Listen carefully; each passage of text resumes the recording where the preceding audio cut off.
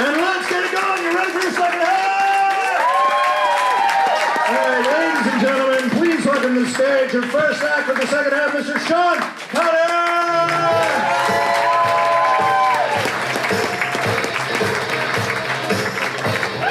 How are we doing? Oh, what a fascinating time to be alive. I feel like we're at a really interesting point in history, you know, right now, because it's like the end. The world is so fucked. Wow, like it cracks me up too, because people seem to think that like my generation is going to do some stuff to, you know, solve some of the problems. We're just not, ladies and gentlemen. We have given up. Like, if you think I'm going to solve global warming, I can't shit without my cell phone.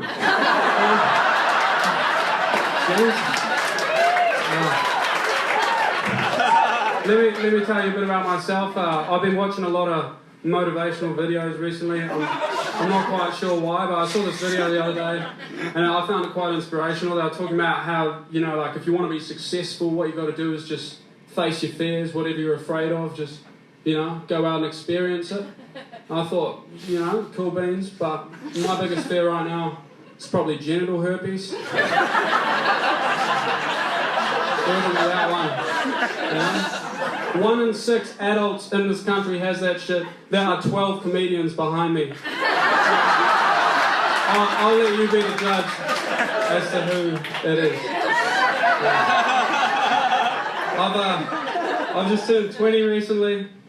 As you can imagine, I'm a fountain of wisdom. I've been having some pretty interesting experiences. I went travelling for the first time recently, and it was quite a...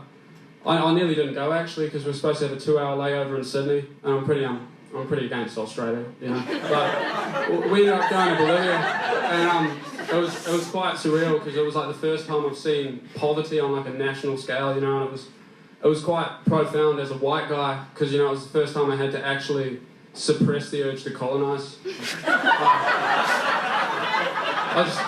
I got off the plane, I was looking at all the natural resources, just going...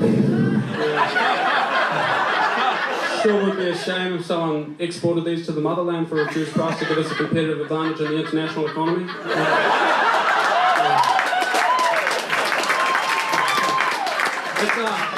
It's fucked up realising you're not a good person though. Like, my whole life I thought I was just super ambitious. Turns out I just have a genetic predisposition for fucking empire building. Feeling sorry for fucking Christopher Columbus and stuff, you know. But it took us to this mine in Bolivia, right? And it's like the worst place I've ever been in my life. These guys are working for like $5 a day, you know. Terrible working conditions. It was owned by Apple. I think they were mining for cameras or some shit. The tall guy, he said something really chilling to us. He goes, you know, this is why iPhones are so cheap in your country. And my brain just went, well, how much cheaper would they be if we didn't pay them? I know. I was like, fuck, I don't want to have these thoughts, you know? Jesus. Cut it out, Sean, that's how slavery happens, you know? Oh, I don't like slavery jokes, dude. I'm just saying, guys, you know, like, human rights are a nice idea, they don't make a lot of economic sense.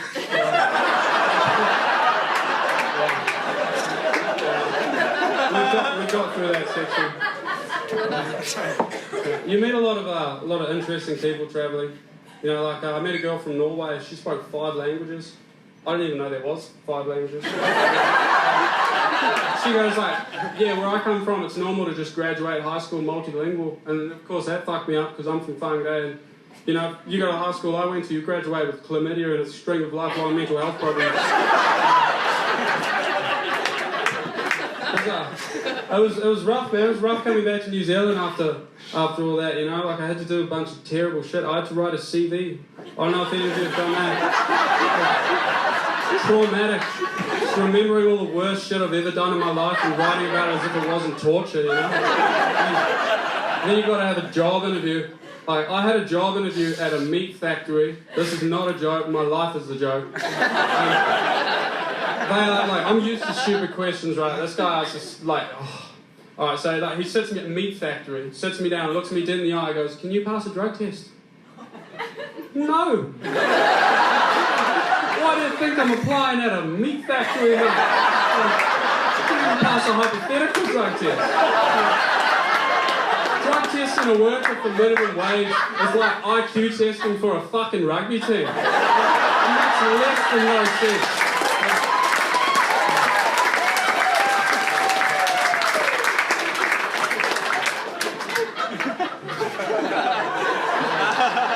I don't know, guys. You know, I'm just learning. I'm sort of coming to terms with how unusual this country is. Like, there's a whole bunch of shit I thought was normal that isn't. Like, I met an American the other day, and like, because obviously Americans are the epitome of normality, you know. He tried to shock me with a story about this girl he met in Dunedin. He just got back from Dunedin, so he had a bit of PTSD.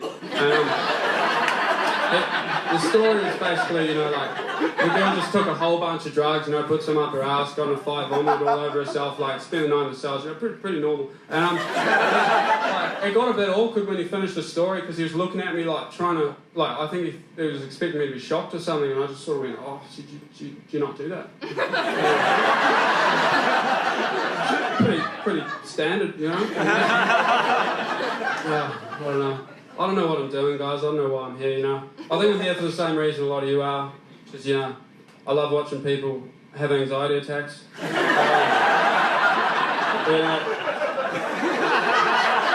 In that regard, tonight's been a bit disappointing because everyone's actually been, like, really good. But before I leave, I just want to say, you know, like, good luck to everyone, and fuck Adam Sandler.